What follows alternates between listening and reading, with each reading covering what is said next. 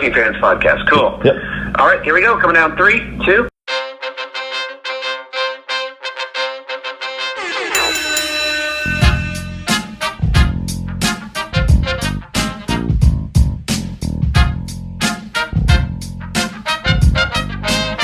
Welcome back for another week of the Working Fans Podcast. This is AJ. I'm the former wrestler. We've got Dave, the ultimate fan, here with us. As we do every week, our producer Joe likes to make us sound good and makes us look way more professional than we actually are. As always, you can find us on Twitter, that's @FansWorking, Facebook, Working Fans Pod. We've got email where you can reach out to us and please contact us to let us know what you think of the podcast and for any ideas that you might have. That's workingfanswrestlingpod@gmail.com. We're on Instagram where you can keep up with us at workingfanswrestling_pod. And then you can now listen to us on all major platforms, including Anchor.fm. We're on Google Podcasts, Spotify, Breaker, Overcast, Pocket Casts, Radio Public, Apple Podcasts, and you can actually check us out on YouTube. Now, it's important when you go onto the Apple Podcasts and YouTube, hit that subscribe button, give us a rating, let us know what you think so you can help us out and we can continue to do what we love and bring you guys in as fans. Guys, here we are again. It's the Working Fans Podcast. We are about to talk some wrestling. Let's get it on. It's myself, AJ, and as always, the Working Fan. Dave. All right. So, time is recording. We're a couple days out from Halloween, and that got me thinking about Halloween Havoc, one of my favorite old school pay-per-views. And I was going to ask you about this. I realized this card was headlined by Terry Funk and the Great Muta versus Ric Flair and Sting. And I thought to myself, although those guys are all really great, and I'm sure they tore the house down, it was a tag match. And we don't have a lot of tag main events on major pay-per-views anymore. No, we don't. And that made me think about enhancement talent and stuff like that, too. We don't have a lot of those matches anymore. No, we don't. Did we get spoiled at some point? Yes, we did. Yeah. I believe the Attitude Era, unfortunately, one of the things that they're missing out on right now is the fact that they took away our ability to build acts, to build wrestlers. And one of the ways they did that was by giving us almost every match meaning something and being a main event compared to the old days when we were lucky enough to have some enhancement talent along the way who could make these wrestlers look bigger and better than they actually were. And it gave the wrestlers a chance to work in front of an audience, building them up and getting them ready for when they did have the big match. To me, there's nothing better than a build, a slow burn. And I don't know if, I don't even know if that would translate as well in today's market, this era too that we live in. I don't know if we could talk to younger fans in particular and go, hey, you want to wait 4 months for this match just to build? These guys are not even going to touch each other, and it's going to accumulate in this giant pay-per-view. But in 4 months, it's 4 months coming down the road here. I think it could still work. Yeah. I know they have the short attention spans, but I think that if you kept two people away from each other, especially in the WWE, where now you have two very separate, very decisive shows, if you had people bantering back and forth, one from Raw, one from SmackDown, right? We can't get our hands on each other, these two products are only going to touch so often, you could build a storyline where you could build up enough passion and hatred to make people want to tune into that fight. Sure. Now, can the WWE do that? Absolutely not. You don't have any trust in their booking ability. Not even a bit. Right. Yeah, that's what's kind of interesting to me. Another thing I want to talk to you about this week, I'd addressed this with Joe, too. Marco Stunt. Nice guy. Uses a lot of aerial maneuvers. Cornette went on a horrible rant about this poor kid this week. But you're like me. You like your wrestling a little more legitimate. You're even more than me. I'm a fan of Mysterio and some of the lucha stuff. You're not as big a fan of that. That being said, Marco's not even looking legitimate compared to a guy with Ray. And that doesn't mean the guy can't work or have a match. But given his size and stature and the style of wrestling you like, what are some of your opinions on that? We're not insulting the person. I want to make that clear. We're not insulting the person. What do you think? Marco Stunt has a right to apply his trade, as does every other mini luchador. I think that when his wrestling is not horrible, it's just unbelievable. Right. He gets in there and almost everything is a Three Stooges fest when he gets into the match because they have to do such ridiculous things to make it believable. And I'm not, like you said, I'm not knocking him as a person. Right. I'm sure he's a very nice kid, and when he gets back to his freshman year, he's going to do wonderful in high school. Now, let me ask you that, though. Now, is that part of his... Is it part of the problem, his character? Because Darby Allin's a real small kid, too. But because of his character, and I'm not saying he's as small as Marco, but he's certainly smaller than some of the luchadors. Well, here's the other problem. Not only are you taking this person who's small, his tag team partner is small. Well, not compared to him. Jungle Boy is tiny. Yeah. And now you're taking Marco Stunt, who's even smaller, and you're making them into a team. And then you put him next to Luchasaurus, who's a giant, and they look literally like his children. Again, I wanted to bring this up here. Like Darby Allin is a guy who's a little shorter, but you like Darby. Is it part of that his character? The way Darby portrays himself as opposed to Marco Stunt, who they kind of portray like a child. To a certain point. Here's also the thing about Marco Stunt. So far in his matches, he really hasn't been bumping. How many really tremendous bumps have you actually seen him take? People are taking care of him. They're going out of their way not to hurt him. Now, what do they do with Darby Allin? Darby Allin, they beat the living shit out of in every goddamn match. He goes in there, takes a beating for 20 minutes, and then comes back, and the way they've built him up is surviving these beatings. Marco Stunt, they're literally treating like he's a child. So for you, Darby's character, and that probably does have a lot to do with the person too, but it's portraying him as a tougher individual and makes you a little more believable. And that's exactly what it is. It's all in how you book someone. Okay. Look, it's perception is reality. We've talked about this on other shows. You have some wrestlers out there who might be tough as nails or might not be tough as nails, but we don't know because of the way they're being perceived. Right. Braun Strowman is perceived as a giant and as a tough guy, and people are believing the fight that he might have against this professional boxer. Tyson Fury. Because of the way he's actually been booked. But me and you both know that this was a legit shoot fight. Tyson Fury Fury's probably going to knock him out. Yeah. I mean, if you're that close in size and one's a professionally trained boxer, and one's got no combat sports training. I mean, whatsoever. I'm 6'3", I'm 280 pounds. Sure. If I get into a fight with a legitimate boxer who's 5'10" and 200 pounds of muscle, guess what? I'm going to get my ass kicked. Yeah. And it's not because I don't know how to fight. It's because he's a trained professional fighter. Yeah. There's a big difference in that a lot of people don't get. Especially you get some of the armchair quarterbacks at these bars. I've been to UFC cards, and they'll say things like, "Why don't they keep going?"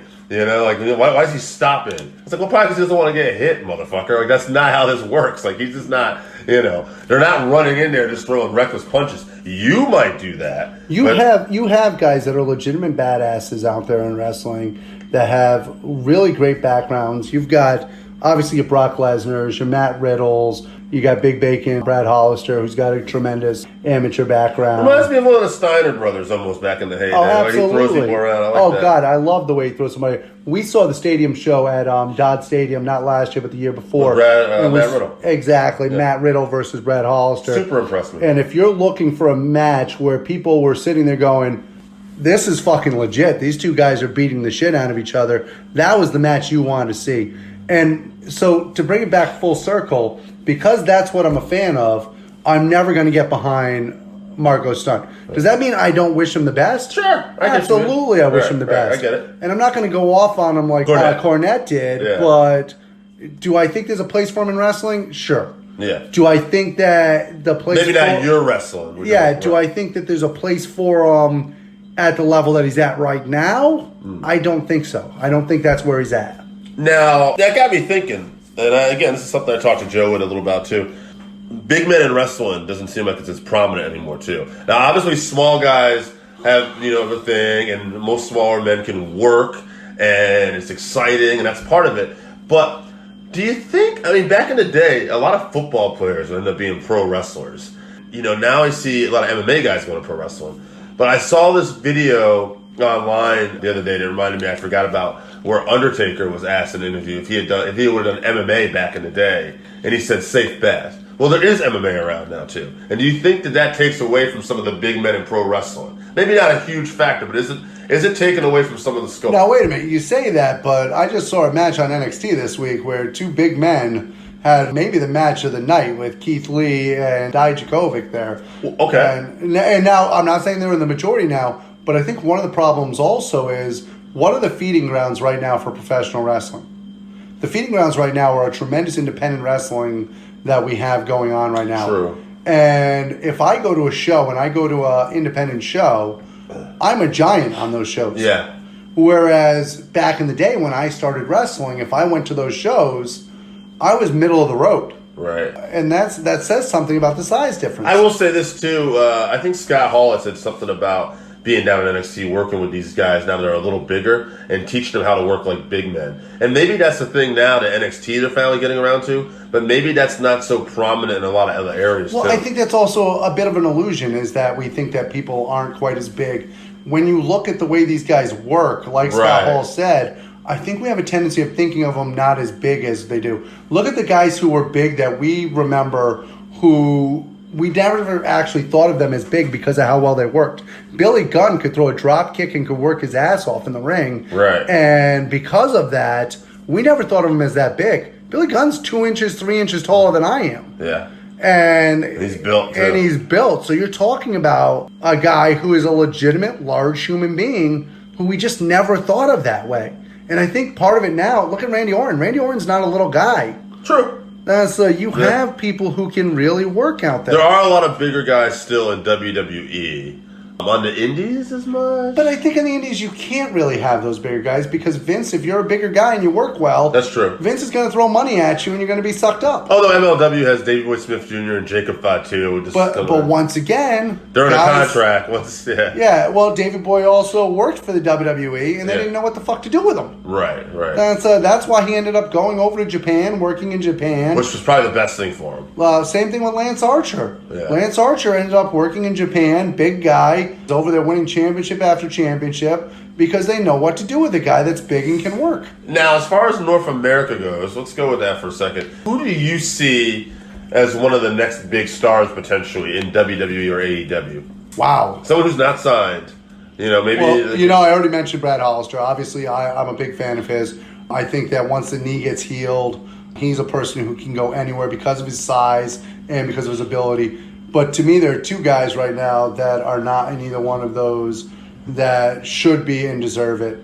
And I don't know if they're going to get the chance. Matt Cross is a little bit closer to my age. Yeah. And it's a shame, because you talk about a guy who deserves a national spotlight or even a international spotlight. Matt Cross is as good as anybody out there. Right. The other one, quite frankly, is JT Dunn. Yeah, he's got a lot of skills. So you're talking about a skill set unlike anybody else's. And those three guys, if you go to any independent show in the country and you see their names at the top of the marquee working together or working with other people, you're going to get a hell of a show. Now, Dunn is working with Impact now, and it's just a question. Hopefully, maybe Impact can take off. We don't know. No, it's a Survivor. Yeah, and it is. It's good to see him getting that opportunity. But we're talking about, national. But once again, how national is Impact? Right. Exactly. Right. That's even when it gets on Access, it's not like everybody has access. And I'm not trying to knock Impact, as you know.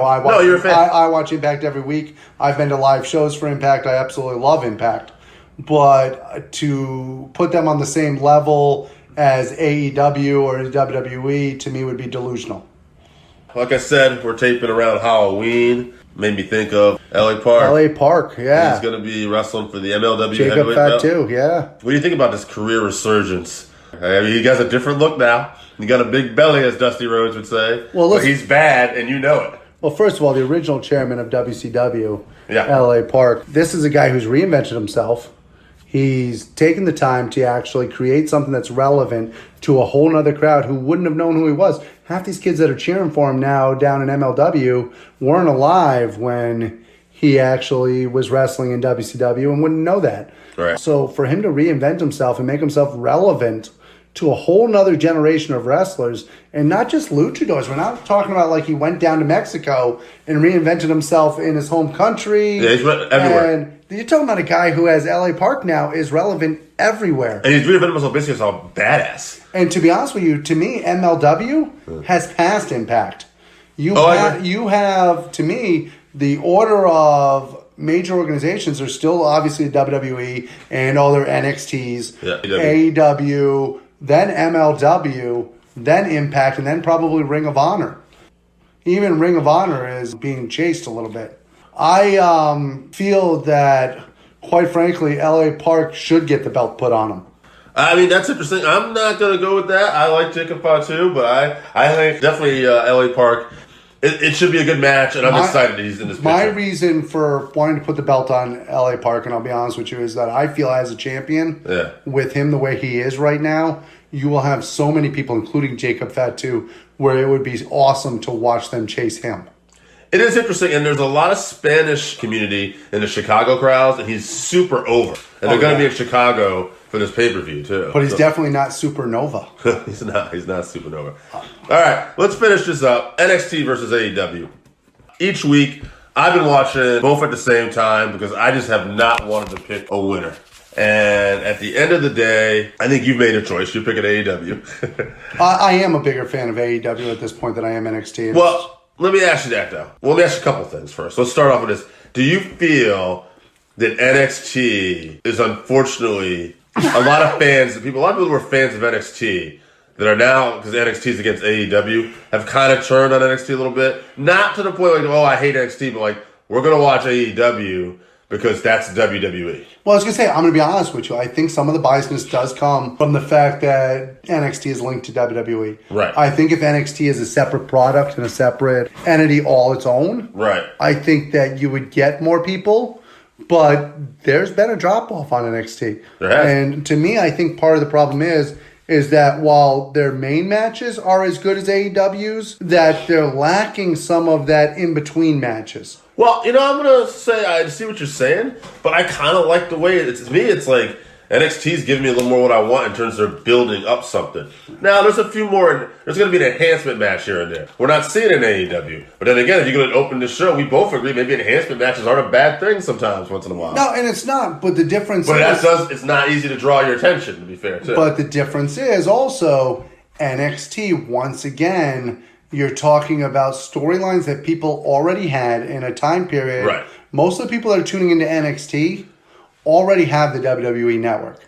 And they are aware of what NXT is, what the storylines have been. The people who are tuning into AEW every week, we're doing the Road 2 stories on YouTube and stuff like that. And you're not talking about actual storylines. Right. So over a 3-week course so far, they've had to literally build from scratch storylines that matter. Yeah, I would agree with that. AEW is in a little more position where they have to kind of they have to play catch up a little bit. Yeah, it's very hard to actually go out there and build up a product without putting on spectacular wrestling. Let me put it to you like this, too. One of the reasons why I chose kind of lean towards NXT a little bit on a personal note is I kind of feel for them. To me, they're kind of the underdog in this situation. Even though they have a WWE linked to them, the WWE isn't the underdog. But NXT is the underdog, all right? Hear me out. Because people have started, of that fan base, we're going with AEW. We're not going with NXT because NXT is linked to WWE. Now, if this was AEW versus Raw, I'd pick AEW all day long. I love Cody versus Dustin. It was one of my favorite matches in the last 10 years.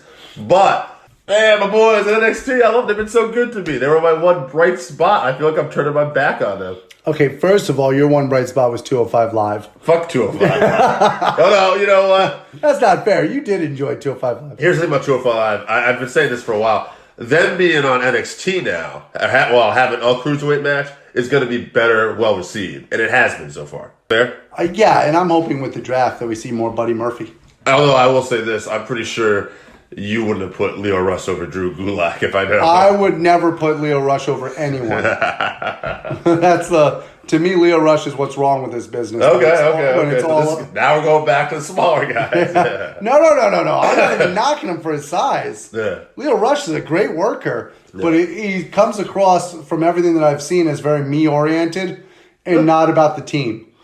Well, we'll see. He's been away for a while. He's come back, and hopefully... I like to think that what they're doing right now with Bobby and Lana was actually going to be Bobby and Leo actually eating in the restaurant, hanging out. Yeah, I'm sure.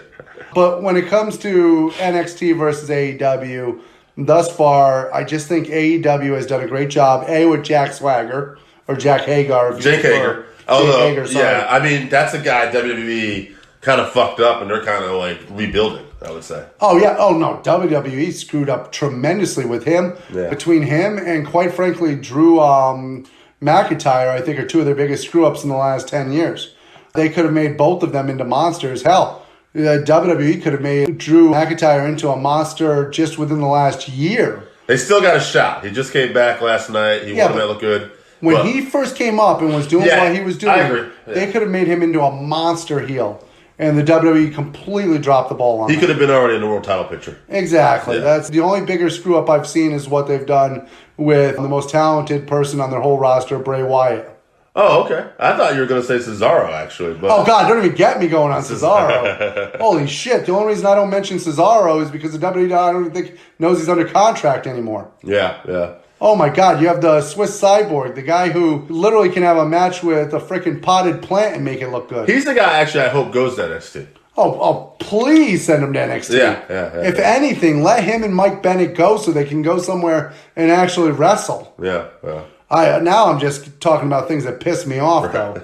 If we're gonna do that, oh my God, this is gonna take a while. All right. I think on that note, we're going to wrap this up. Thank you very much, as always, for tuning in. You can find us on all the major platforms. We're on Apple Podcast. We're on YouTube. Subscribe. Hit that button. Give us a 5-star review. We really need it. It makes all the difference in the world. We're just 3 fans trying to get it done at the end of the day. I wrestled. Dave's always been a fan, and we got producer Joe. And between the 3 of us, it's a labor of love, and every review really helps us out. So thank you very much for that. Please tune in next week. We'll be back with a whole new podcast. We really appreciate it. Hit us up on Twitter, and thank you very much. All right, everybody. It's the Working Fans Podcast with AJ Strangebrew and the man they call Dave. And today we're back with AJ versus Dave. And I got a good one for you, AJ. Oh my. Your favorites, the lightweights. Who is the better junior heavyweight of all time? Rey Mysterio or Jushin Thunder Liger? Oh wow. Yeah. Wow. I'll let you just kick off. I mean, I got some feedback from some people we'll probably include in here, but let's hear what you got to say. It's a tough one. All right, so both of these guys, revolutionary in their styles. Both of them, obviously, great runs. But I like Jushin Liger better. Yeah, I know you do. I know that's a big surprise. Not a big surprise to me. I know you very well.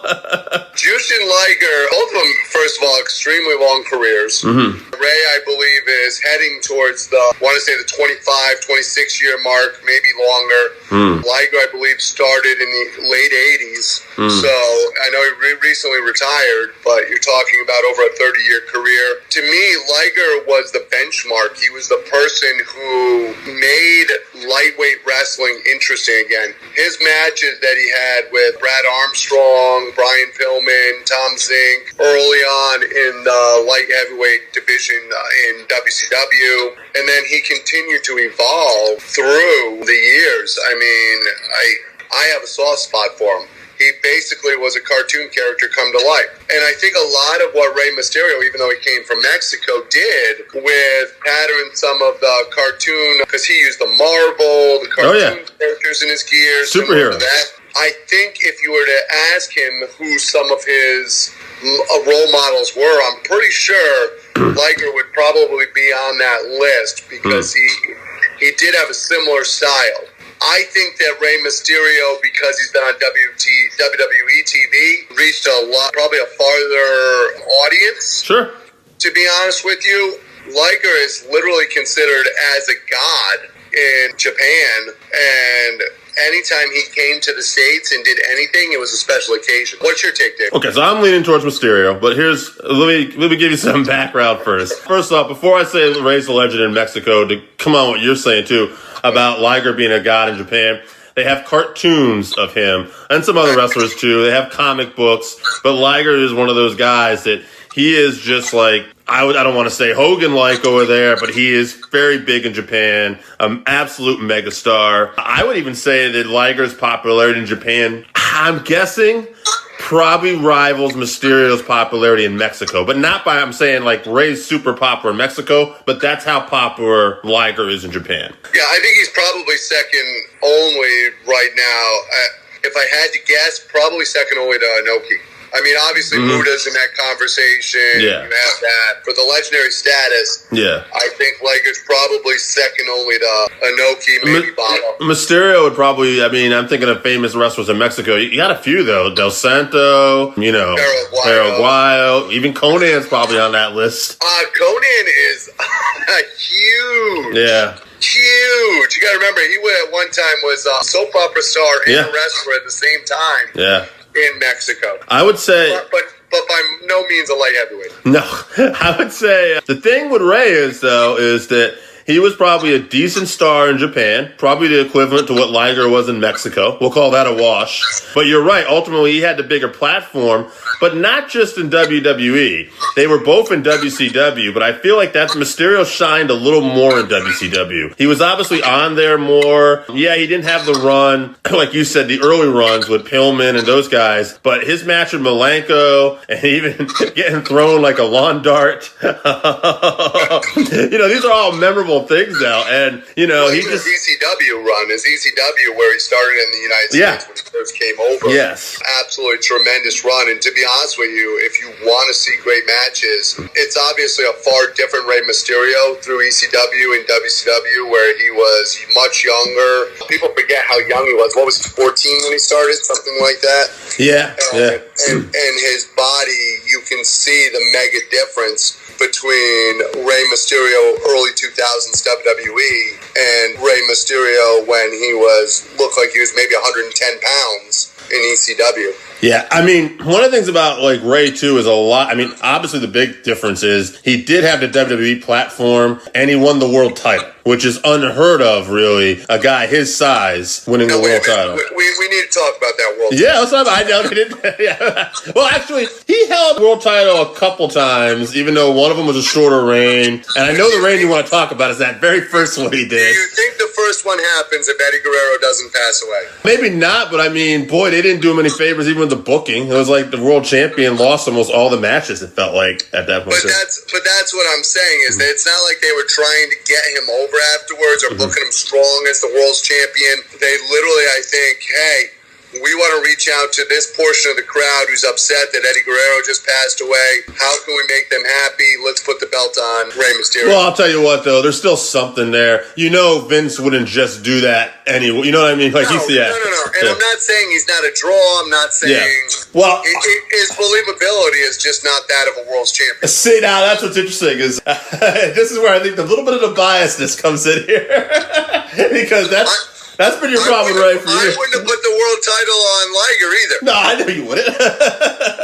I'm not saying you're wrong, but it's just funny because that's one of the things I've heard from a lot of wrestlers, I want to say like Edge, Batista, and everybody have talked about is that Ray, even despite his size, because of the stories he tells in the ring, actually becomes off believable. I think you would disagree with that still because you've always saw him as a small child and you don't like short people. No, for me, in order for Rey Mysterio to be believable in the ring, they basically had to turn it into a Three Stooges movie of accidents where the person eventually trips, falls on the ropes, and gets kicked in the face. Now, to be fair, too, for the audience doesn't know, AJ would have the same believability problem with Liger if Liger was beating bigger men all the time. Yes. Absolutely. Yes. If you put Liger in there with the Big Show and are trying to convince me that he's going to beat the Big Show, I'm sorry, it's going to be hard.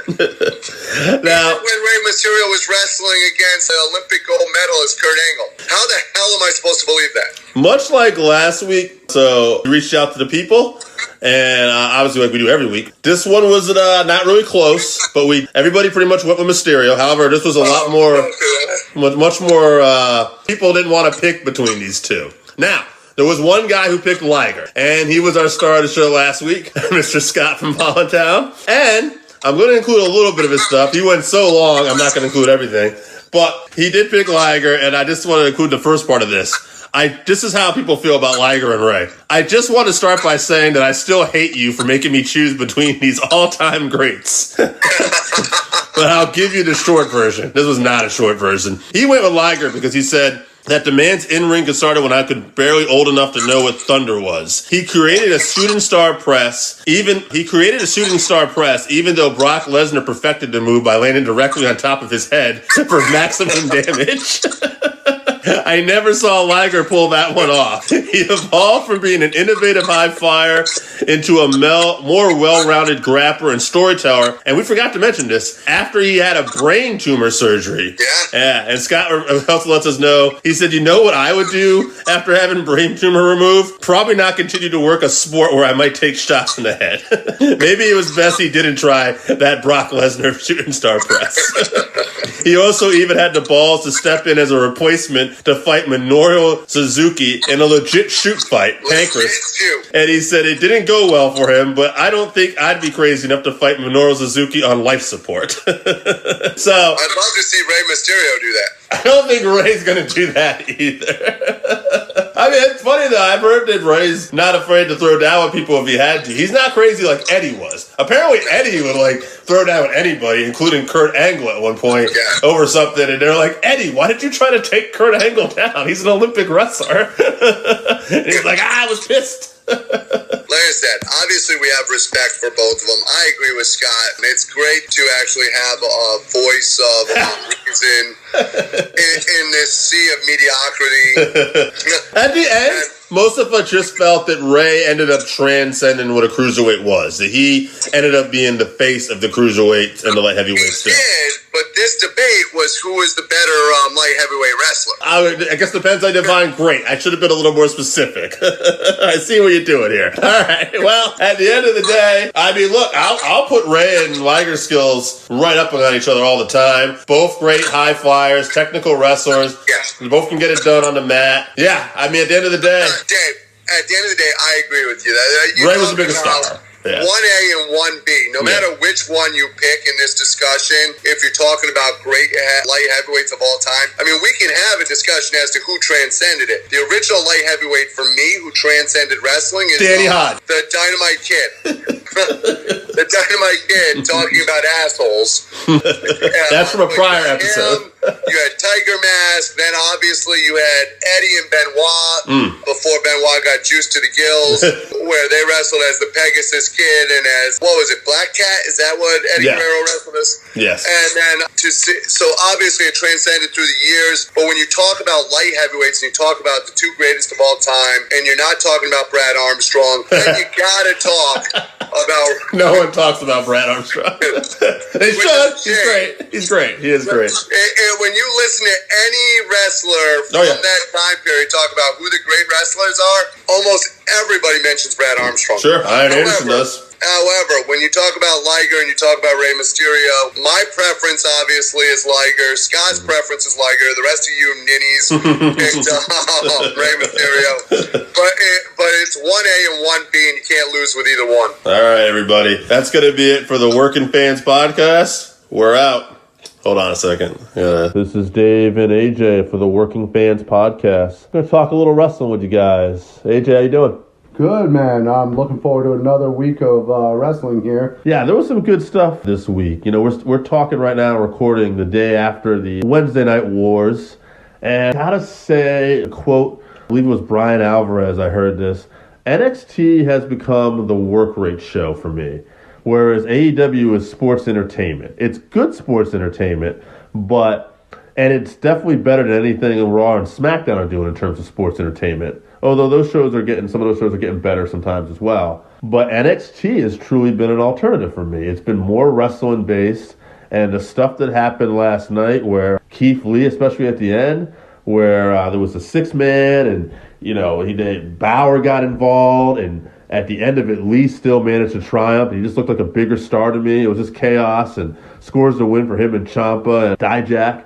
And now we're looking at Lee versus Ciampa versus Bauer with the whatever's going. It's just like it's a really good wrestling show. Not only that, but you had a great brawl between Kylie Ray and Mia Yim. Yeah, and Mia Yim. So you're talking about Another great fight there where they literally fought all around the building. Then you have the surprise match of Grimes versus Kushida. Yeah, surprise. It's kind of funny because I ended up watching the rest of that this morning. I had work going on, and I saw a text from you that said Kushida versus Grimes, and I was like, all right, cool. And then I get to that segment, and I see Raul Mendoza coming out, and I'm like, hey, wait a minute. And literally within seconds, you just see Grimes jump out of nowhere and plants his feet on Mendoza. And I'm like, well, all right. I guess that didn't last long. What you guys don't realize here is that there was a moment where Dave's sitting there thinking, did AJ really think that Mendoza was Grimes?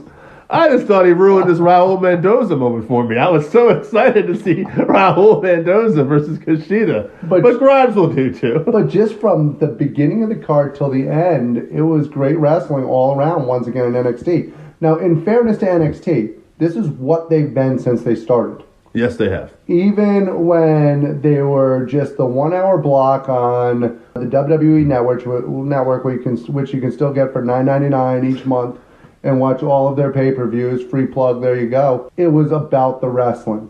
And the fact that they haven't changed who they are and that they're sticking with that is the reason why they're getting over the way they are. I would agree. And, honestly, I think if anything, to me, in terms of a wrestling product, their show just feels like a faster, hotter-paced show since they've gone 2 hours. And since they've gone 2 hours, more people are getting a chance to get over, too. Yeah, it's been very beneficial. And now AEW feels like I was on a dating website and they told me that they were one thing, and I get there and it's a 300-pound chick. They were supposed to be all about the wrestling. They were going to continue to be that way. Hey, listen to us. We're going to follow our rankings. Everything's going to be like a legit sport, and we're going to focus on the wrestling. And now they've done a good job with the rankings. They do keep track of the rankings each week. However, they're giving us sports entertainment. It's not as bad as SmackDown or Raw. No. They are still giving us good wrestling in between. I think Rey Fenix stole the show last night. And that's because their storylines make sense, too. And they're consistent. Yeah, and Christopher Daniels, they did give us good wrestling in there. Yes. Where he looked like he was 20 years old again. We are getting very good wrestling in between. Dustin Rhodes, Fountain of Youth. Dustin Rhodes looks phenomenal. Absolutely, to me, the old guys are killing it on AEW. Jericho, Dustin, Cody. Not that Cody's old, but you get what I'm saying. The more established talent, they're the ones that are just been awesome to watch with this so far. What did you think of the ladies' match?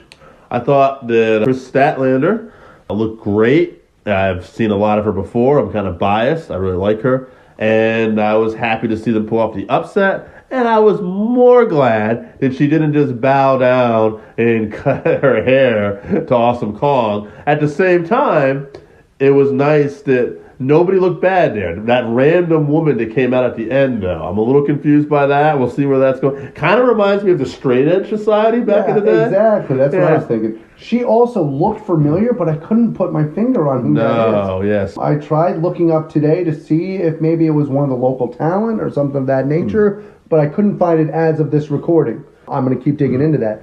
I do want to talk the Nyla Rose situation. I think that it's great that they did put her over as a monster, putting the ref through the table, what was the other young lady's name? Stephanie? Shayna, there you go. Yeah, Shayna. They put her through the table. She did beat the living crap out of the young lady that she was wrestling also. Bates? Yeah. So it's a good way to get somebody over. And now they're putting her on suspension, from what I understand, for the next few weeks for hitting the officials. And they are following up with this. I don't know if you saw AEW Dark this week. Jimmy Havoc was wrestling Brandon Cutler. Yeah. And Jimmy Havoc, in storyline at least, apparently was fined $10,000 for using a stapler. Yeah. So in the end of this match, Jimmy wins, and he staples a $10,000 check to Brandon Cutler. And he said afterwards in the back, he said, you know who you hired. And once again, like we talked about with continuity, they're doing a good job with that. I'm not going to get into my stance on the whole Nyla Rose and stuff like that. I figure that's for another podcast that's trying to be more cutting edge. The situation is they are building it correctly. Yeah, I mean, at the end of the day, I'm super excited to see where a lot of the stuff with AEW is still going. They're not pulling me away. It's just that it's really weird that the WWE, even though it's not a Vince McMahon product, is kind of killing it in the wrestling department right now. What do you think of the Cody Rhodes offering basically everything to get his hands on MJF? What I find out with Cody is that no matter what this guy delivers in a promo, much like his father, he turns it to gold. Yeah. You know, no matter what it is. There's a kid in the front row that got $100. Yeah, and he's super passionate about everything he does, and he just delivers. So whatever Cody does, he's going to deliver. Now, I did find it interesting we talked about, obviously during the Statlander match, Awesome Kong comes down with Brandy Rhodes, and Brandy Rhodes actually, I thought, delivered a good promo. I thought her talking about the Nightmare Association and how there's different branches of it, and how she's the dark side of the branch, where she's going in there and actually doing things off to the side that nobody talks about, but they don't mind it being done. It's kind of an interesting thing, because if at some point Cody does let his dark side out and go heel and do whatever, then they come back around together, and right now they're just, kind of doing their own thing. Right. They set the groundwork for that potentially to happen if they want. Exactly. I don't think it's a bad storyline. I think it's something that could work. Is it my favorite storyline? Absolutely not. I think the hair thing is very ridiculous, but overall, I thought Brandy did a good job with that. Yeah.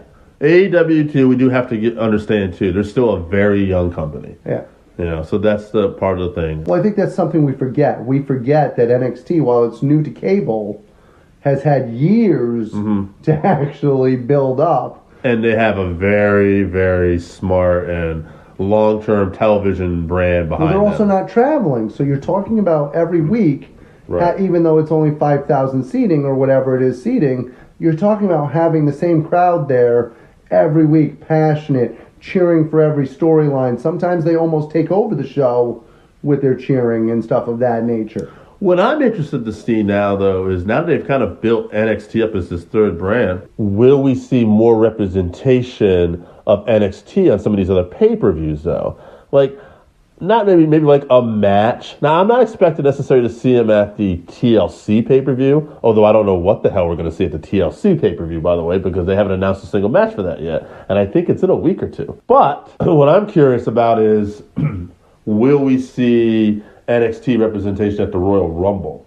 They're doing a Worlds Collide event too. Like, how's this going to work out? And what I think is, if you're building NXT as a third brand, could the winner of the Royal Rumble challenge for the NXT heavyweight title as well? I think that's definitely not an option. What if Ciampa goes and wins the Royal Rumble? Right. Is at that point, we know Ciampa wants to stay in NXT, that he doesn't have interest in going to SmackDown or Raw. But let's say Ciampa wins the Royal Rumble. At that point, can he go after, say, Bray Wyatt? Right. So I think it's going to be a mixture of NXT, because that's when they bring the brands in together. Survivor Series and Royal Rumble and WrestleMania obviously are the 3 times during the year that they bring the brands together. Royal Rumble, I think you're going to see a mixture in there. Is that when we're going to see Keith Lee finally really shine? Right. I think Keith Lee would be a beast in the Royal Rumble. I could definitely see Lee winning the Royal Rumble and maybe challenging Bray Wyatt or something for the belt. Or Brock Lesnar. How about Brock Lesnar, Keith Lee? Oh, well, that would be a nice dream match. You're talking about somebody who can legitimately have the size. I mean, at 6'2", 320 pounds, he's a legitimately large guy. Actually, that would be a lot better than the potential match I heard about. The potential matches I've heard about for Brock would be, and this isn't the worst one, a third match, well, not really a third match, but, counting their shoot fight with Cain Velasquez. Yeah.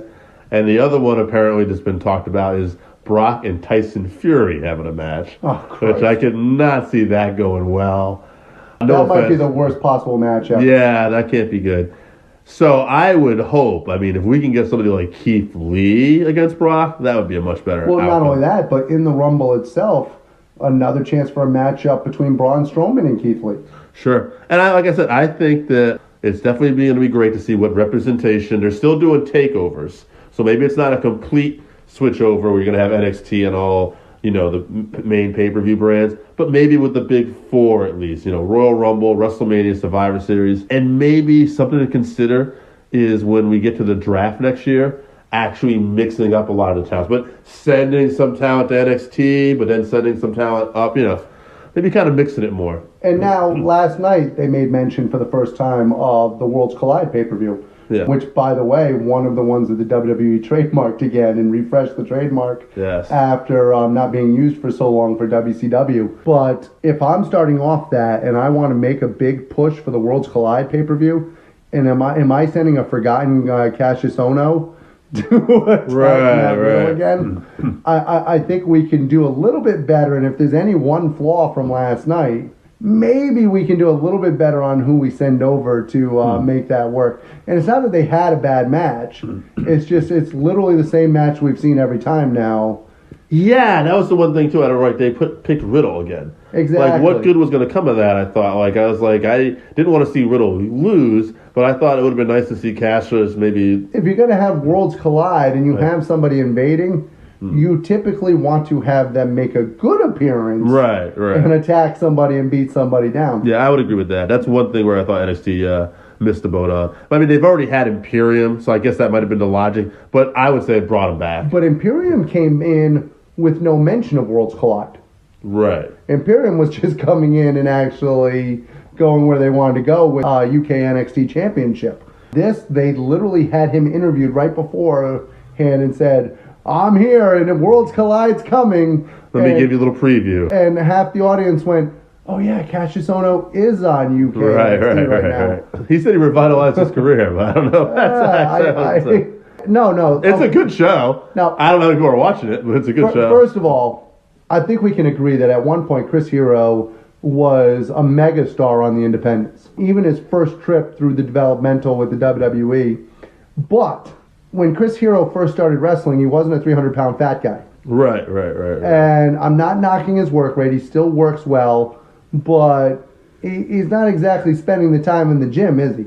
No, definitely not. Good segue. Speaking of guys spending a lot of time in the gym, Mr. John Hennigan, Mr. John Morrison, Mr. Johnny everything. He's on his way back. Yeah, Mr. Johnny backstage. Yeah. Where do you think he's going? What do you think's going on? Well, he could show up anywhere, really. He could, right? Yeah. I mean, tell me he wouldn't be a great fit in NXT. That's where I'd like Johnny to see him. NXT. I'd love to see him. Would we have a battle of the Johnny NXTs? Johnny Gargano versus Johnny Morrison. Johnny takeovers. Yeah. But really he fits in anywhere. He's obviously not going to he's not going to be who they bring in to challenge Brock Lesnar. He's too busy fighting everybody who's horrible. But couldn't you see him come in and go after Bray Wyatt or wrestle really anyone? Yeah, I think the best place for him would be in NXT. He could really shine there, and he could help get some other people over. Love to see him versus Finn Balor versus Adam Cole. Yeah. Well, the other thing that's great about John Morrison is he can work heel or face. It's not set one or the other as to what he has to work. Right. He really has the ability to work either way. By the way, I enjoyed backstage. I know it's not getting the viewership necessarily that they're looking for yet, but I think they're doing a good job with it. I like Booker T on there. I think Paige does a good job of calling people out on stuff. Christian seems a little uncomfortable, but I think overall, even Renee Young doing a good job on it. Yeah, and I thought Rollins looked pretty good last night on there. He did, and he came across the right way. Yeah. He didn't come across as whiny. He kind of told us what's going on with the Twitter, where he's coming from. He did a good job once again of playing off of the CM Punk. Oh, here I am. You guys knew when I was booked to be here, and I don't see CM Punk anywhere. Right. Actually, I will say that's one thing as far as main roster goes that I've really liked is the fact that now Seth seems to be going towards his heel turn. It's a much more comfortable fit for him. He seems better on the mic. You know, like Seth talking down to people and being this insulting guy seems to be what he's good at. It is, and I would rather see them embrace that. We've talked to we do these interview segments where obviously we've talked to a lot of superstars now, and everybody agrees on the same thing. When you're able to stay closer to who you genuinely are, it makes for a more riveting interview. If you're a complete prick, then go out there and be a prick. Don't go out there and try and be Mr. Rosy Sunshine, because people aren't going to buy it. They're going to see through it, and they're going to think you're fake as shit. Yeah, I would say, and not that I think he's a prick, but one guy that seems to have never really, totally let him be himself was Roman. Yeah. You know, Roman, and I hate to say it, but almost like when he got the cancer, that's when they let him be himself. Yeah. And he was the everyman. And then when he came back at first, they let him be himself. But even now, it's they're like pulling him away again. Pulling away again, yeah. I like the fact that every once in a while you see him make a smart-ass comment. Right. And he's hilarious when he makes those little smart-ass comments. Right. Like Jericho had talked about this on a podcast before. Said something about where Roman Reigns is a cool guy. And a lot of the stuff that they have him do is stuff that he would never do. Yeah, so, and I think the fans see through that, kind of like Cena. Right. I think that, did you watch Total Divas at all? No, absolutely not. Okay. So when you watch Total Divas and you see the way John Cena actually acted towards Nikki Bella and how much of a control freak he is in his life, of how much he needs it to be literally, okay, I'm going from point A to point B to point C, everything's planned out, boom, boom, boom, boom, boom. I think that gave a little insight as to what John Cena's real personality is. And I'm not saying that Total Divas isn't fixed. I'm sure, as you know, I believe everything's fixed. Right. So, but I think to a point, John Cena needs everything to be A, B, C, D. I'm in control of everything. And I think that one of the things that rubbed fans the wrong way was him doing this, and it's not that he's not a nicer guy, but him trying to always be that super nice guy was what the fans saw through. Yeah. And I think when you let Cena actually be a little bit of a prick also was when he had much better charisma with the fans. Sure, yeah. And we saw that with The Rock.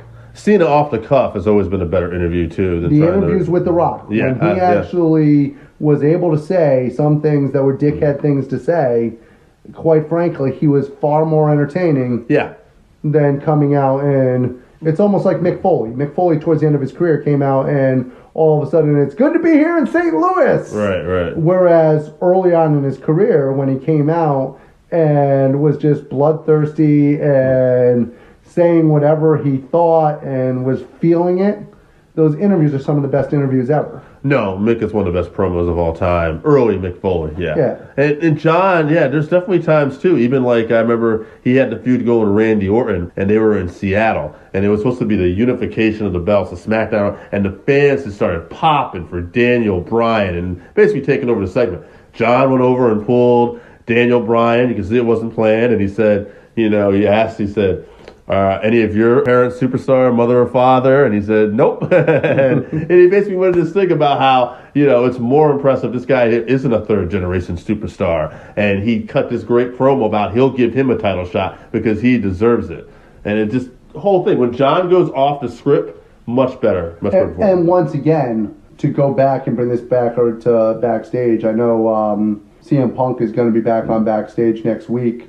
Which, of course, Rollins reacted with, of course he's going to be here next week when I'm not here. But the thing about CM Punk and what made him connect, or what made Daniel Bryan connect with the audience, was them being real to themselves. When CM Punk came out and said those things on WWE TV about the glass ceiling, about the pipe bombs, about not being given a chance, those were things that connected because they were things that were really going on, or he at least perceived them to be really going on. Same thing with Daniel Bryan. Daniel Bryan felt like he was held down because of his size, because of his look, because of... These are legitimate things that he felt were happening. So when he got to speak on that, it was passionate. It wasn't somebody handing him a script going, all right, this week, Bobby and Rusev, you guys are fighting over Rusev's wife. Go get him. Now, one thing I want to talk about before we finish up, or I ask you if there's anything else you want to talk about, let's circle back here because I had forgotten about this. Oh, more Nyla Rose. No, I don't want to talk about Nyla Rose. Oh. She's great. I want to talk about the ratings. NXT won the second week in a row, but I was more concerned that they both kind of dropped. But it was a holiday week. Now, if you're AEW in particular, when you see your lowest number yet, I say you don't pull the panic button. But, do you do anything at all, or you just go, let's keep doing what we're doing? First of all, not only was it a holiday week, that Wednesday was the night before Thanksgiving. Right, absolutely. Literally one of the biggest travel days of the year. Right. So you're talking about families not being able to sit there in front of the TV and not being able to... Actually, and I'll even go a step further. WWE and NXT has, the over 50 audience. This is locked down. A lot of younger people are probably not watching TV as much Exactly. All. Right, yeah. So if they're pulling the panic button on this, right, then they don't grasp anything that's going on in the world. Because it was really ironic. It was almost right after this too. Then the ads came out that were almost a little negative, like AEW Dynamite, and it was kind of thing crushes NXT, demolishes NXT. I think what you're going to have to do is look back and see what this week does. Yeah, I think this will be I think you're going to see it as a very easy bounce back. Yeah, I think this is the week that'll be interesting. NXT has definitely been firing all cylinders, but I think AEW does have a loyal fan base. I think I wouldn't be surprised if AEW catches them and beats them again this week, but I wouldn't be surprised either way. Now, if they lose again and say the number's down, then maybe that's what it depends how down it is too. Are we talking neck and neck? And I would like to point out that at the shows that we're seeing, the live shows for AEW, they're being smart about the buildings that they're booking. Right. They're being smart about where they're going, and they are filling out those arenas still. Yes. They're selling out very quickly. They're selling a lot of merchandise. I've, over the last couple of weeks, believe it or not, in Connecticut, have seen merchandise on people randomly for AEW.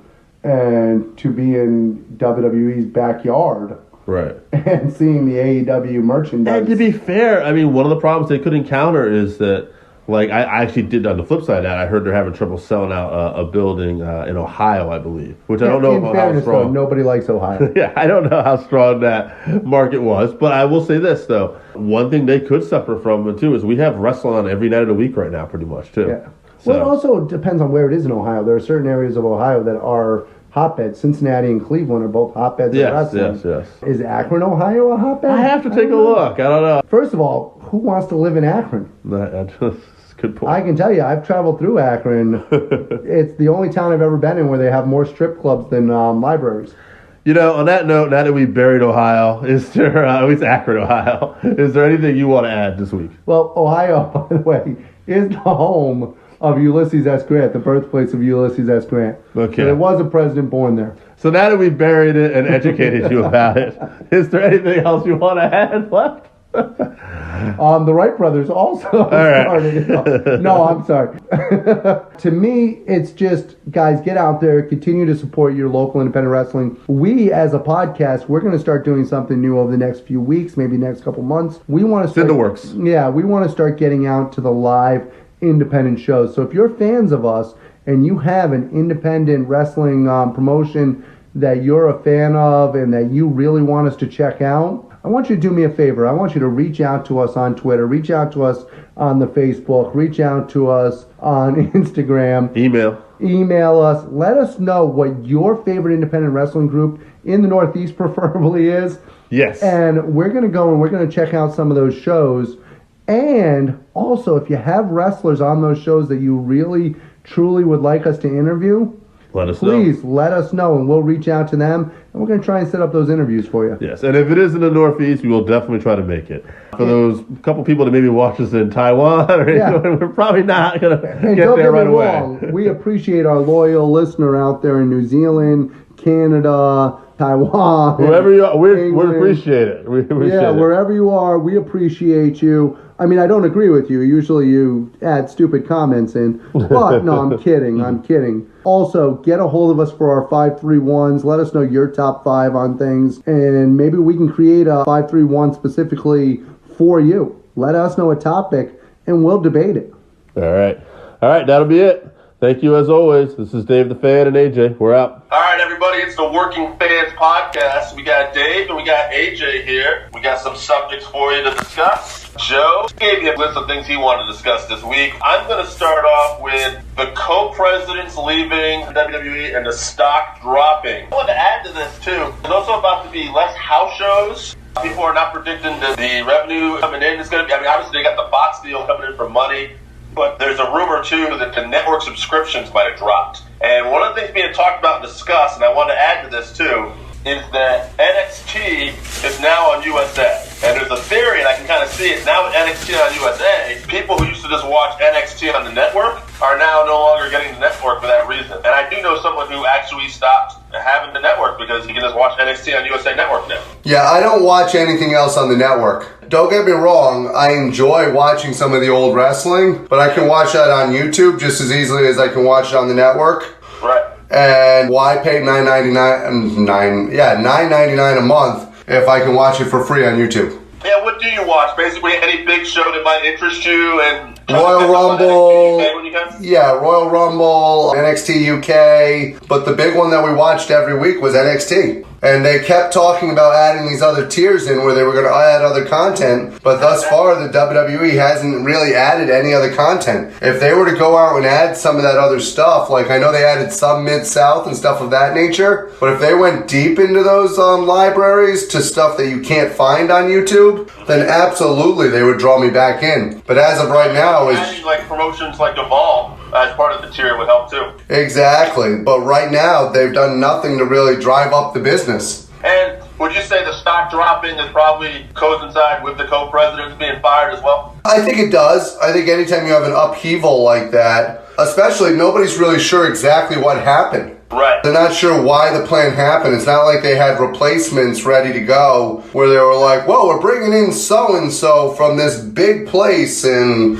they're going to fill the void of Barrios and Wilson. No, it looks like they just all of a sudden said, you know what? We don't need these schmucks. Yeah, and to me it looks like there's a lot of cost-saving measures that are about to happen here. And how much of it has to do with the XFL? That's very interesting. We'll segue to that then, because one of the things Joe wanted to talk about is the Super Bowl today, and the XFL starts soon. You're more of a sports authority. I will say this about the Super Bowl today, real quick side note, as it personally relates to me. Rolls and, in the bread business, this side of the country we're on, are going to be down this year for me, because this is the first year in a long time that the New England Patriots aren't in the Super Bowl. Now, I'm not the biggest Patriots fan, but they do mean good business when they're in the Super Bowl. Here's a little West Coast rivalry. No. I'm on the opposite end of that. Believe it or not, in the restaurant business, the Super Bowl when the Patriots are in it actually hurts us. I believe that. The reason why is because people actually are doing more at home. Sure. More of the grilling, more of the stuff that would bring you business. Right. Is done when the Patriots are actually in the Super Bowl and they don't go out as much to eat. 100%. I had the discussion this week. I said to someone, you're probably going to hear people say something like, you want to have a Super Bowl party? Your team's not in it. Let's just go out. Exactly. And as much as New Englanders and people in this area claim to be sports fans, they're not really sports fans. They're fans of their teams. It's the same thing when it comes to the Red Sox and the Yankees in baseball. People will go, oh, I'm a baseball fan, and then they say that they're a Red Sox Yankees fan. And at that moment, I know they probably don't watch any other baseball other than their team. And it's kind of a sad thing in this area. Before you go on a rant, let me talk about the XFL then, because you're a sports fan. What do you think about the XFL coming up? I think the XFL looks interesting. I mean, they're doing something where, similar to the football leagues that use in the World Football League over there in Europe, they're actually keeping a pool of players that are going to be practicing year-round down in Dallas, Texas, and all of the teams will actually be able to draw from this pool when they have injured players or whether they need to fill a spot. So that's kind of an interesting facet. There's only so much information out there so far about the XFL, so I can't really go into rules or any kind of teamwork. I know there's going to be a St. Louis team, so I'm going to go for that team in the XFL. As it coincides with wrestling, I think it's going to completely take away from the WWE. I think that they're investing money into that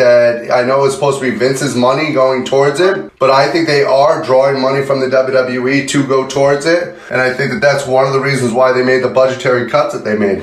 We talk about oversaturation in wrestling a lot. I've had the same conversation with friends of MMA, oversaturation, how there's too much of everything. Last week, me and Ken Anderson had a talk about this. We talked about oversaturated stuff in general and entertainment. You're more of a I am a football fan, but you can relate just a little more than I do. You're a sports fan. Is just this more oversaturation? It's complete oversaturation. And as a plug real quick, before I talk about that oversaturation, anybody who hasn't listened to the interview last week with Ken Anderson needs to actually go back into our archives and listen to that, because Dave hit it out of the park there. It sounded a lot more like two friends sitting down and talking, and it's by far the best interview that I've heard on our program. That being said, oversaturation in football, absolutely. No other football league has ever worked, whether it's the AFL, whether it's Canadian Football League, whether it's the World Football League. No other football league has actually worked because there's only so much time that your wife's going to let you get away to watch football. Right. Yeah, I mean, I think it's one of the great things about football is that you get basically, 17 weeks a year, and then they go into playoffs, and then you got to wait. And I think there's not enough of that wait anymore. And I don't know. I mean, don't get me wrong. I wish them the best of luck. I hope they can make it different and make it succeed. But the first thing I think of, like almost anything nowadays, is oversaturation. I mean, the good news for me is I'm a Jets fan, so I get plenty of waiting time. All right. Switching gears, another thing Joe wanted to talk about is the company Beyond Wrestling. Joe's more familiar with these guys. I've seen a few shows live. I know AJ wants to get out there. He's a busy guy. We've watched a little bit, but there's some good stuff on Beyond Wrestling. But they're going through a name change. They're going to be Beyond Championship Wrestling, and they're adding a heavyweight title. Now, the thing about this, AJ, which you might not know, is they've never had belts on the show. One of the big things about them is they just try to do a lot of dream independent matches, which separates them and makes them kind of different. They try to put on a real quality show with a lot of different things. Comedy, hardcore, great technical wrestling. So I guess the argument might be that, by putting a title on there, that maybe they're getting away from who they are. But to me, as a purist, one of the things, and I think we're going to agree on this, is I like there being a world champion in a promotion. You don't have to have a ton of titles, but having that one belt, the world championship, I think it's pretty special. All right, so I'm torn on this. One thing is, I agree with you in the sense that every place does need a championship. Every organization needs a championship. However, the name itself, Beyond Championship Wrestling, doesn't that sound like they're saying that they're beyond needing championships? Which kind of hints to almost like what they've been doing in the past. That's what I'm saying. So they're kind of contradicting themselves in their name by putting it in that order. I'm not. I could say you're putting a little too much thought into that, but I see where you're going. No. Agree, but I can see that. But my reason for putting the thought into that is because I'm pro for the championship. I don't think they need the name change. Yeah, fair enough. I would agree with that. Why change the name? I don't know. I'd have to look into it. Maybe this is where Joe would be able to add a little something here, but to me, off the top of my head, they have a real established identity as Beyond Wrestling. It's not a great drastic change, so I don't think it's going to affect anything, but it just seems almost kind of unnecessary. I'm sure they have plans. I mean, I can also see the thought as to why they're doing it. It's much easier to put merchandise out there, like a t-shirt or something with BCW or something like that, than it is to... So maybe maybe they want the chant BCW. There might be more to it. We're going to segue off this, and Joe's last... I have a topic I want to bring up too, but Joe's last topic, which I feel like we've talked about a little bit before, but he wrote down this week is he watches AEW every week, and he hadn't really been watching NXT. But, due to personal stuff going on, Joe had the week off, and he decided to watch NXT. And he wrote down NXT better wrestling, AEW better sports entertainment. I think this is something else we've talked about in the past that we agree on. NXT, unfortunately, and this is something I want to say, maybe I heard Brian Alvarez talk about too. Unfortunately for them, the WWE has positioned them in a way that they've always seen as the feeder league still. And without the main roster talent, I feel like their ratings are going to be where they are right now. That being said, if you watch NXT and you put them side by side with AEW, they're a better pure wrestling show. And I know this because I'm talking to a guy who watches AEW first every week, and I want you to tell me if I'm wrong here. And it's not that he doesn't know that NXT is probably going to be a better show week after week. This guy is doing it out of pure support for something that's not Vince McMahon's. Because he still blames Vince McMahon for running the Crockett Promotions out of business. Okay, first of all, there's more to it than that. He ran every... But I'm not far off. He ran every territory out of business. W out of business, too. But... AEW right now, I do support first, and you know that I will always support anything non-Vince McMahon first. Yes, you will. But there's more to it than that. One of the reasons why I think it's more important to support AEW, which is not the better wrestling product, and you know I'm a wrestling purist. You know I prefer the wrestling. And that's my point. If somebody who's just going to support AEW first and openly does that is telling you the other show has a better wrestling product, that should tell people who aren't giving NXT a chance, give it a chance, guys. You don't have to watch it first, but maybe, DVR and try to watch it. Well, that's just it. To give fans an idea as to how much I like NXT and how great the wrestling is on NXT, if it didn't have the level that it has, I wouldn't tune in. No, you're definitely making an effort that it's hard for you at this point in your life, and you do that because you like what they're doing, especially with the women wrestling, and they by far have the best women wrestling on any show right now. To give you an idea as to how much I support Wednesday Night Wrestling, my schedule typically on Wednesdays is to get home after 12 hours of work. I drive about an hour home, and then I watch AEW, and then I still stay up and watch NXT before going to sleep. I think ultimately, too, I think we would both like to see the Wednesday night audience, whether it was AEW getting like a 2.5 rating and NXT getting a 1.5 rating, like in a perfect world, we'd like to see that joint audience on Wednesday and that audience overtake Monday and Friday. Well, to show you how good NXT has been, what did you think this week of Raw? I like the closing angle with Edge and Orton. I thought that was phenomenal. Yep, and everybody agrees with that. Yeah. But what did you think of the show? I thought it was kind of just there. I mean, there wasn't anything that really stuck out. I didn't hate anything this week, but there was nothing really to like. But you came off of, and I think we agreed on this last week, you came off of a very good Royal Rumble. Right. A Royal Rumble that did not disappoint. Nope. People enjoyed it. It was very exciting. So we come off of that Royal Rumble. We have an opportunity to build momentum. And we got a very average show. And we got average at best. And I don't think that we would even remember it as average if it wasn't for the closing angle. Right. Yeah, no, it's fair. Whereas Wednesday, NXT had the Dusty Classic Finals, Dunn and Riddle. I'll say this, honestly.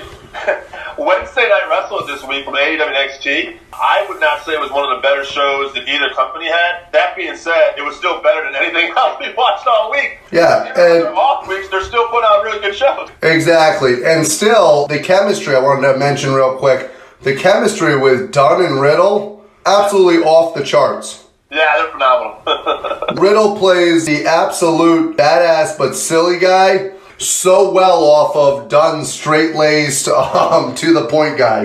Right, yeah, no, 100%. Yeah, I don't know if there's going to be eventual, turn there. I think there will be, but I also think that Dunn and Riddle might end up winning the tag belts on the next TakeOver, because I'm kind of wondering if that's the direction they're going with Undisputed Era. Yeah, no, I agree 100%. I think that eventually they've got to go somewhere else with Undisputed Era, and I'm enjoying Wednesday nights. Wednesday nights I will say this, now we talked about it too. One other thing I really enjoyed was Ciampa basically telling Adam Cole that he was going to put him through the table and then signed a contract and did exactly what he said he was going to do, even down to putting an X right on the table. Yeah, I think that's fantastic. I love the two of them working together. Like we talked about with Most Exciting Wrestlers last week on that 531, Adam Cole is on fire. Tommaso Ciampa also on fire. So the combination of the two of them, how could you go wrong? And I'll give a little shout out to AEW before we got our next segment. A couple things that stuck out I really liked in the opening. Oh, help me out here. Who was SCU wrestling this week? Oh, God. Angelico? I cannot remember his partner's name. Angelico? Jack Evans, yeah, sorry. Okay. Wait, what was going on there? What was the beatdown angle? Were they beating down the Bucks? Who were the Bucks wrestling? Was that Ortiz? Who was that? What was going on there? Well, the Bucks ended up wrestling. They actually won their match. They wrestled. Oh, God, now I'm going blank again. Jesus Christ. Too much wrestling on. That's the problem. But I want to say the part I remember more than anything was Hangman Page coming down, handing one of the Bucks his drink, and then hitting that clothesline. Oh, that was one of the highlights of the show. Hangman Page's character is developing so much. He's one of the highlights of the show every week. Yeah, he did. So I apologize for me and AJ breaking out on this segment, but we watched a lot of wrestling this week, and a lot's been going on. Oh, God, I can't even tell you how many hours of wrestling I watched this week. And another thing I really enjoyed, too, this actually plays into our point about wrestling versus segments. We can tell you about big storylines in NXT and wrestling, but with AEW, it's more like entertainment aspect. I enjoyed the hold my beer while I do this. And the other thing I really enjoyed was Kip Sabian, who was wrestling Cody, but in a spot in the match, him and Penelope go to kiss each other, and Joey Janela comes out of the crowd and sticks. And they each kiss a cheek. Yes. He kisses the cheek, then he gives him the finger and walks out. It's just tremendous. Now, wait a minute. Not only was that great, but how about Iron Anderson getting thrown out of the match and actually making it look like it meant something? That was good. He also did the little stomach bump thing, kind of a la like any college basketball or football coach. But it actually meant more because of what Penelope Ford was actually doing ringside. Absolutely. They did a great job with that. I don't want to overdo it. We want to trade one other little subject here. MLW this week announced a relationship with Dragon Gate Wrestling. Now, what's interesting to know about this, if you don't follow MLW, we talk about it. Joe's in the works of trying to put a MLW review show where we go back and look at historic episodes from the beginning to now. God, Joe's got some notes on this thing too. You should see it. It's like 3 years worth of notes. This is his baby. Like, Court Bauer needs to hire this kid. You realize if Court Bauer hires him, we lose him, right? Well, we'll try to stack it. We'll try to stack a job too if we can. Court Bauer, if you're out there. MLW's got this relationship with Dragon Gate. They already have a relationship with AAA. To me, man, this is just so smart. Like, with AEW out there and WWE out there and so much competition, like, to reach out to have an international agreement with the top promotion in Mexico and the top promotion available you can work with in Japan. I would say Dragon Gate is second to New Japan, but New Japan isn't going to be doing business with MLW when they are trying to reach out to the States. Okay, so we talk every week about NXT being the best wrestling on TV, and we do a little injustice when we say that every week because MLW Fusion week after week puts out a great product. And I would say too, if you didn't see it this week yet, MJF, in one of his final performances, he might have another match left, but it's coming towards the end. He wrestles Marshall Von Erich. On his way to the ring, he spits his gum out at a fan who wants to shake his hand. He high faces another guy. He rips up somebody's side, and then he makes some girl kiss him on his cheek, and she's going to do a selfie, and then doesn't do the selfie anyway, and walks away. Yeah, that's just some of those old school heel shit that you shouldn't probably be able to get away with now, and he does it, and it works fantastic. Oh, MJF's one of the best out there. Oh, one more thing, because I think you'll appreciate this. MJF cuts a promo, too, before this match starts about the Von Erichs, and he said that Marshall and everything are just going to be a bust, and it doesn't matter, because all the Von Erichs are known for tragedies. And after tonight, it's just going to be another Von Erich 6 feet under. Yeah, MJF just says whatever he wants. He does. It's incredible. I'm sure he cleared that with the Von Erichs before saying that. I hope so. But there's a reason why he's as over as he is with the boys and with the fans. And it's because he does smart business every time. He doesn't just say throwaway things. For Christ's sakes, Diamond Dallas Page came out a few weeks ago and was going to wrestle him, and he's talking about Diamond Dallas Page's daughter, for Christ's sakes. Oh, yeah. Yeah, and I cut you off a little bit, but like we were talking about Killer Cross, you were going to mention. Killer Cross, to me, if people haven't seen this guy yet, he's somebody you need to check out. He's got an amazing look. His stuff looks great in the ring. And you look at him and you think, oh, this guy's going to be a big powerhouse, but his promos are almost like the better part of his act. No, he's phenomenal. We've seen him everywhere from Bloodsport to all kinds of events, and he just brings it every time. All right, is there anything else you want to talk about this week? No, I think we covered everything. I think it's going to be another barn burner of a show, folks. Hey, guys, if you're out there and you're tuning into podcasts and you love wrestling the way that we do, you're not going to find a podcast where they're more passionate about wrestling than the Working Fans Podcast. Every week we bring to you the best interviews in wrestling. My man Dave deep dives into it with legends such as Nikita Koloff, Ricky Morton, Ken Anderson. He's just bringing it time and time again. Al Snow. We bring to you legitimate points of view like Bob Cook, people who just don't know what they're going to say. And we get stuff out of those interviews that you don't get from other places. So please tune in every week and listen because you don't know what you're going to get from the Working Fans Podcast. Which reminds me, no interview this week, but they're coming, folks. So thanks for the plug anyway, AJ. Perfect timing. Perfect time. But no, we have a laundry list of interviews out there. A lot of other guys, too, that are coming up, like Richard Holiday and John Silver, who's part of the Dark Order with AEW now.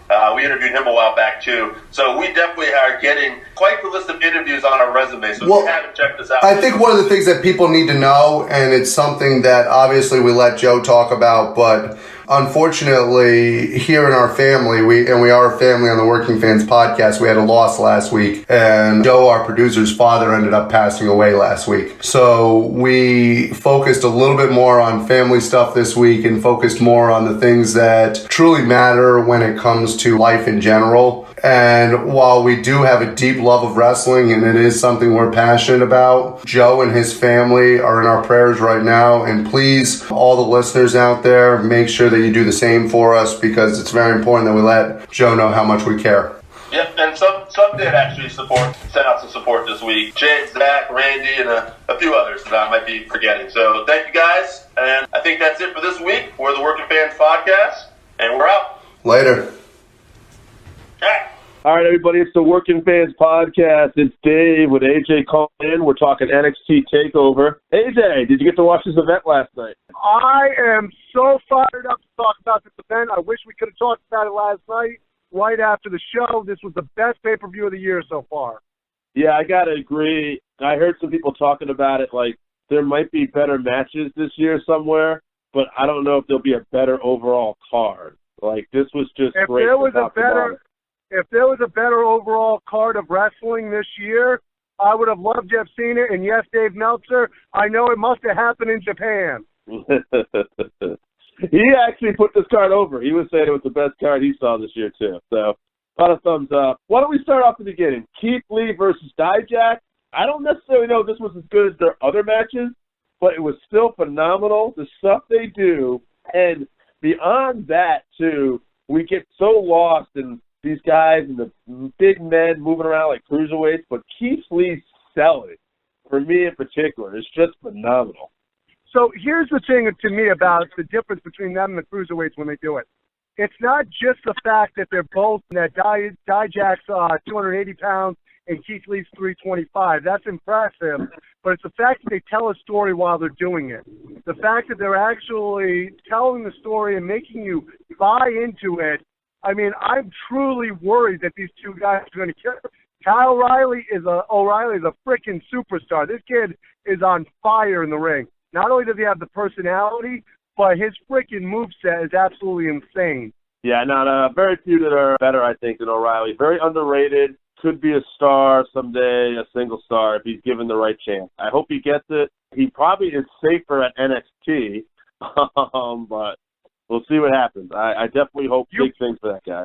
I'm telling you, you put long hair, a beard on him, and give him the tagline, baby, he's on fire.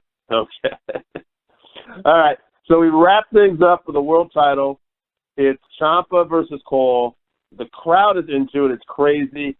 I thought it went a little too long, but also, like, it didn't kill it. It was still a tremendous match. Man. I don't think it went too long. I think it just started too early. Too early. Yeah. I mean, it took a lot of crazy bumps. Ciampa sold his neck a few times. Excellent in this match.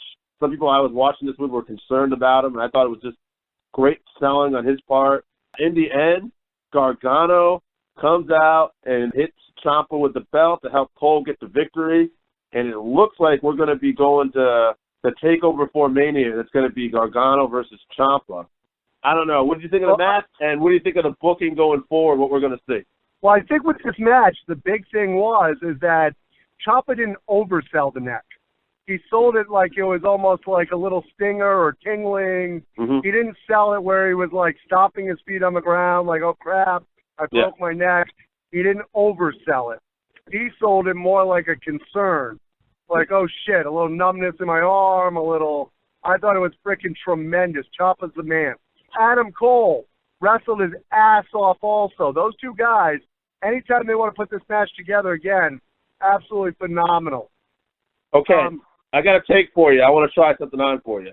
Is Ciampa legit beat up, and is it possibility that this is going to be an angle with Ciampa and Gargano, careers on the line, and this is going to be Ciampa's last match coming up?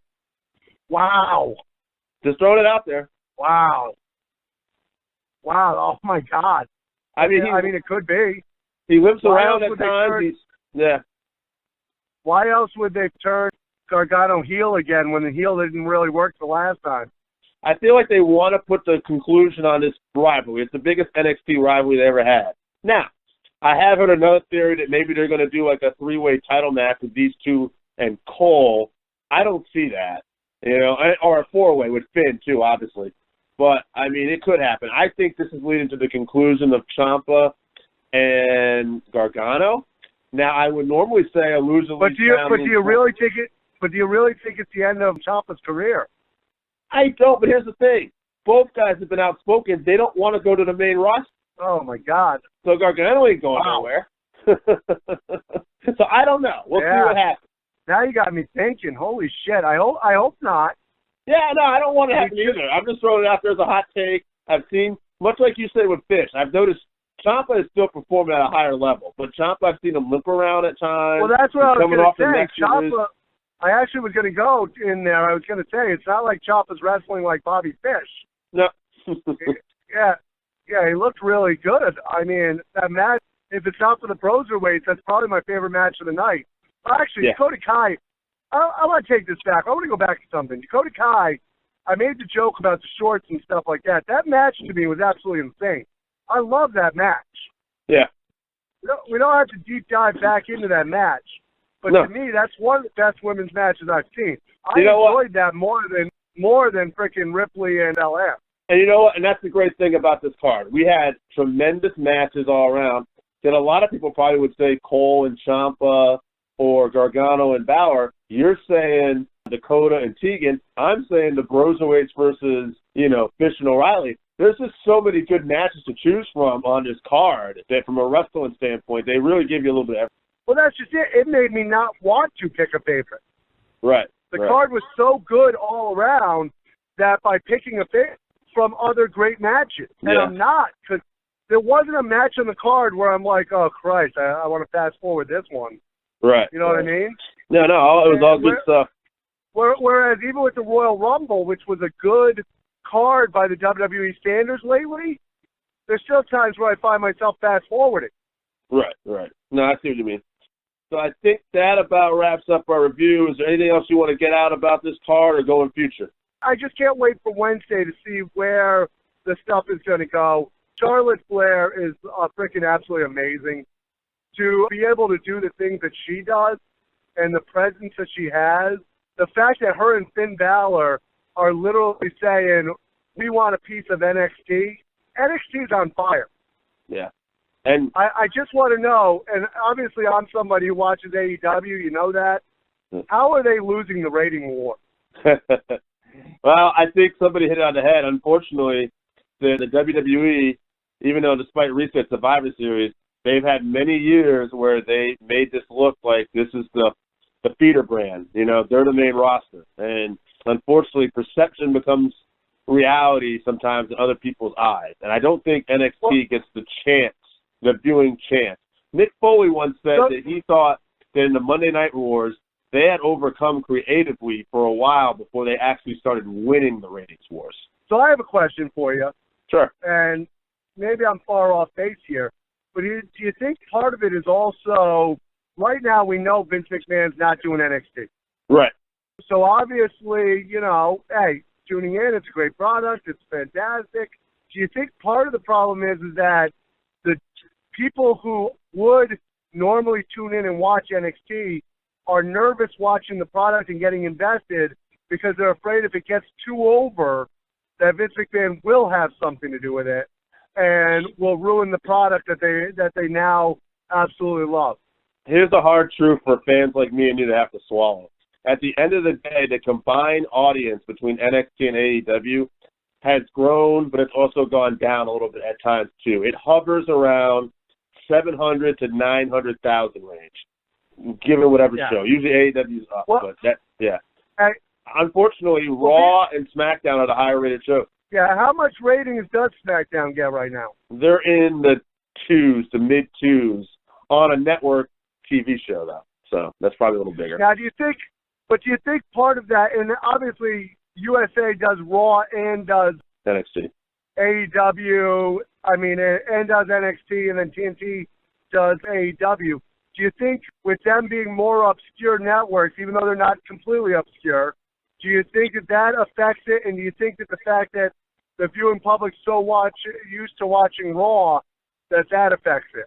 I think you hit that. As far as Monday night goes, yes. I think that's the night people watch wrestling. I said this before. If you put AEW on Monday night, they got a chance at taking on Raw. I think there's more people watching wrestling on Monday night.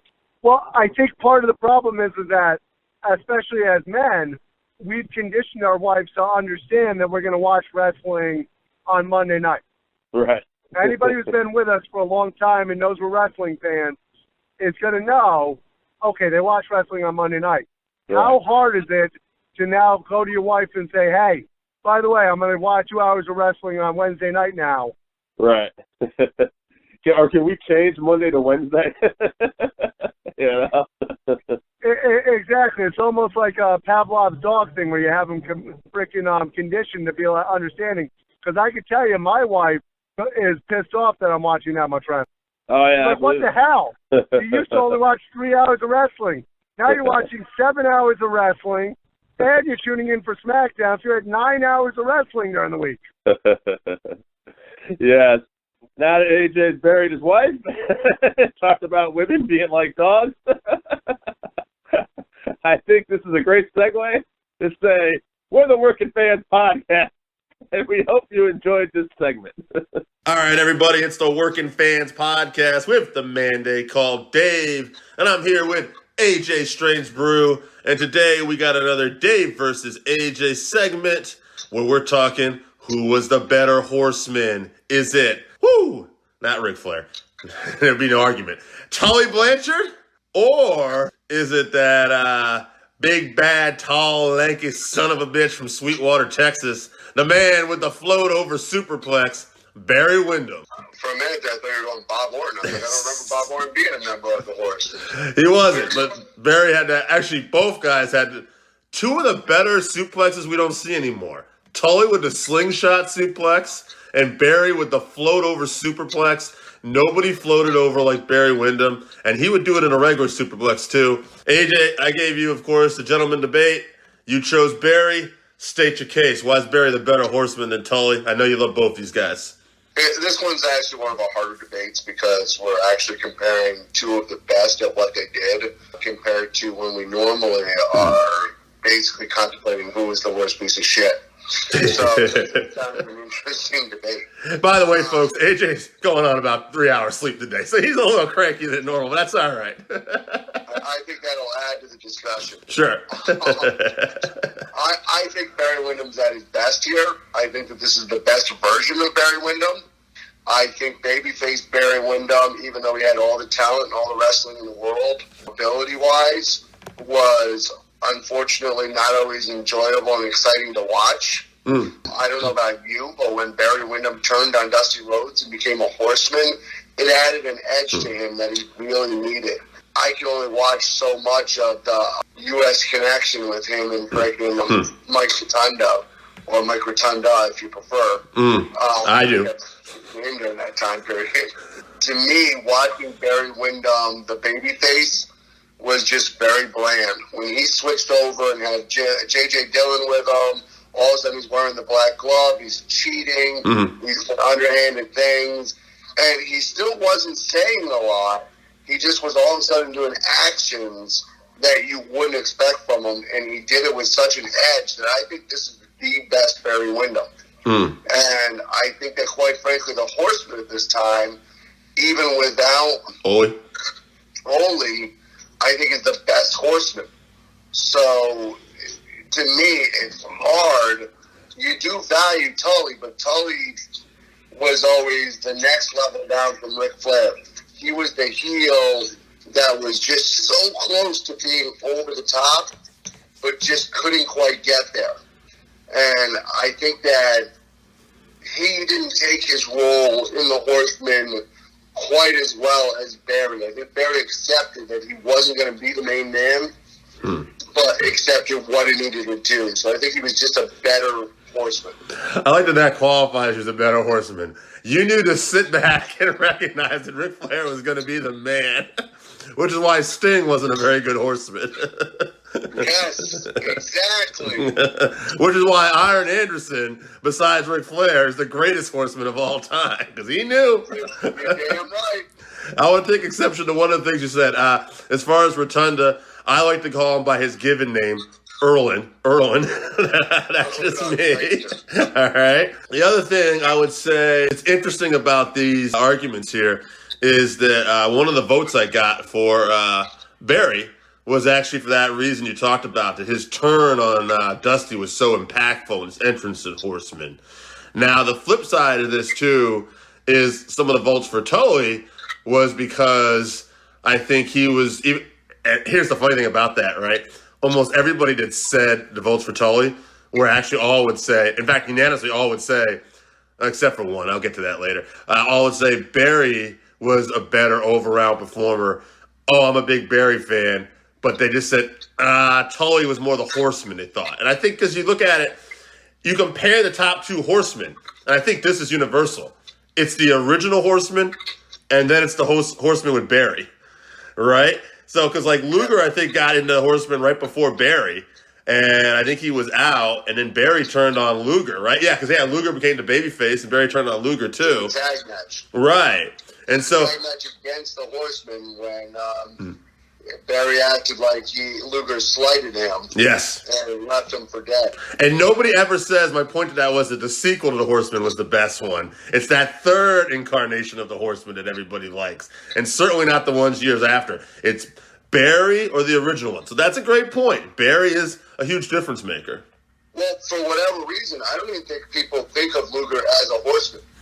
Yeah. Even though he was in the second incarnation. He was. I don't think what people think of Luger as a Horseman. I think for whatever reason they glaze straight over that. It's like Sid. People don't think of Sid as a Horseman, even though he was in the fourth version of him. Yeah. Then I think that the two of them are more thought of for their singles careers, whereas Barry Windham, for whatever reason, even though he held multiple major championships, he is thought of as a Horseman.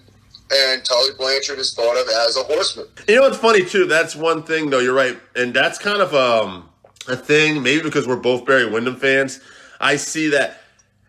Right, yeah, Barry is thought more of a Horseman. But it's also kind of a slight. People don't tend to give the credit to Barry that he deserves. Not for his ability, but for the fact that even though Barry didn't win that great big world title run like he would have liked, a lot of people don't even recognize how successful he truly was. Like, he was right there. Multiple U.S. title reigns. He did have a version of the NWA world title. Like, Barry was, just there, but it's not really talked about too much.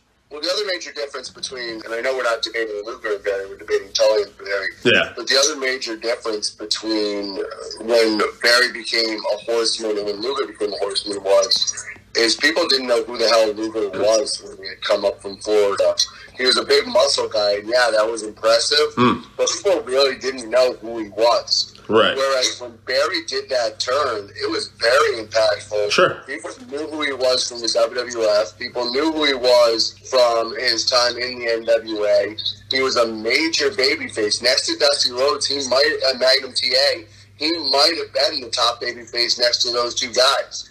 So it was incredibly impactful when he became a Horseman.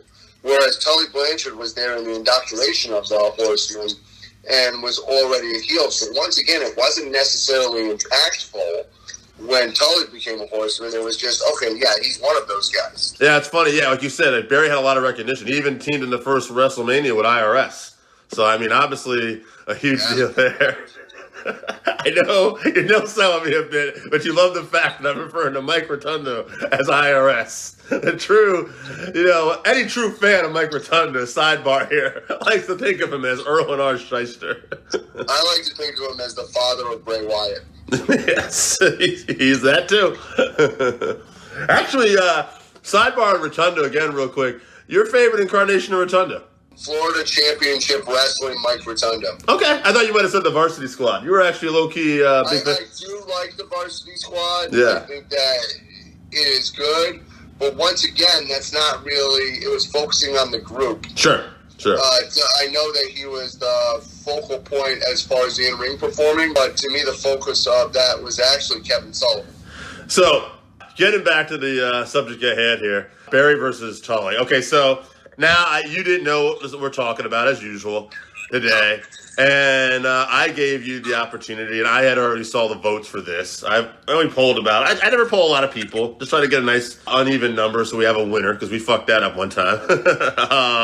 And I got about 5 people that voted on this. All right?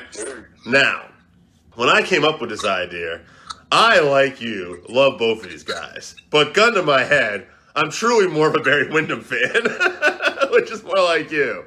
I actually think Tully's one of the best heels ever to be in the business because he's a natural heel. Yeah. I think that he just draws attention to himself, and he does have that cocky swagger. For someone who's only about 5'10", he had good power in the ring, great technical wrestler, and coming from a wrestling family, absolutely phenomenal at ring psychology. So, underrated on the power. Because, I mean, to do that slingshot suplex he used to do on some of the people he would do, like, he had to have some strength to be able to pull off some of that.